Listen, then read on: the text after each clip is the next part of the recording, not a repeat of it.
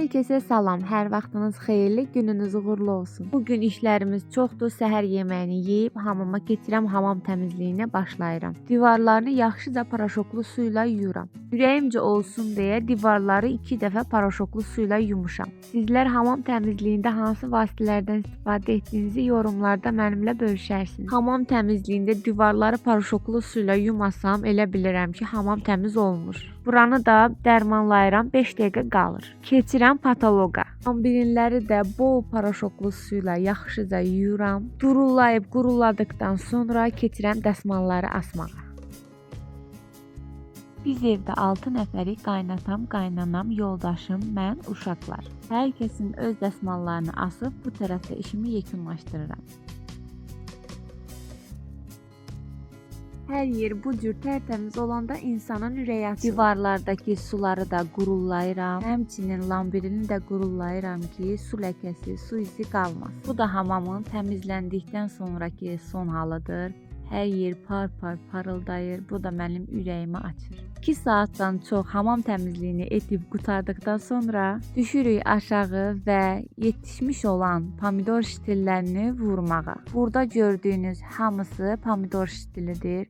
Rəbbim hər kəsə bərəkət, bolluq, ruzi versin inşallah. Biz də onun içində. Heç kəsin çəkdiyi əziyyət yerdə qalmasın. Bu tərəfdə gördükləriniz pomidor ştilləridir. Burada gördüyünüz isə xiyar üçün quyular hazırlanıb və içərisinə xiyar toxumları saçılıb. Burada isə biz xiyar toxumlarını salafan torbalara saçırdıq. Onlar bu formada böyüdükdən sonra gətirib yerlərinə bastırırıq. Bu cür edəndə bunlar toxumlardan tez məhsul verir. Toxumlar isə ondan 1 ay, 10 gün, 15 gün sonra bar verir.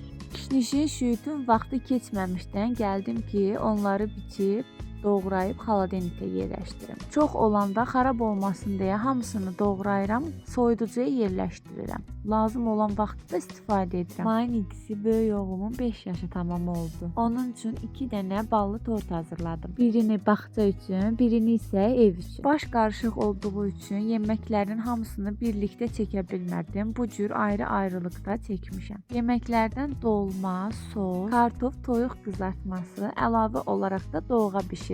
Şirniyyatlardan isə kətə, paxlava və sadə biskvit bişirdim. Sadəcə olaraq biskvitin də şəklini çəkməyi unutmuşam. Oğlumun bu gözəl gündə yanımızda olan hər kəsə təşəkkürümü bildirirəm.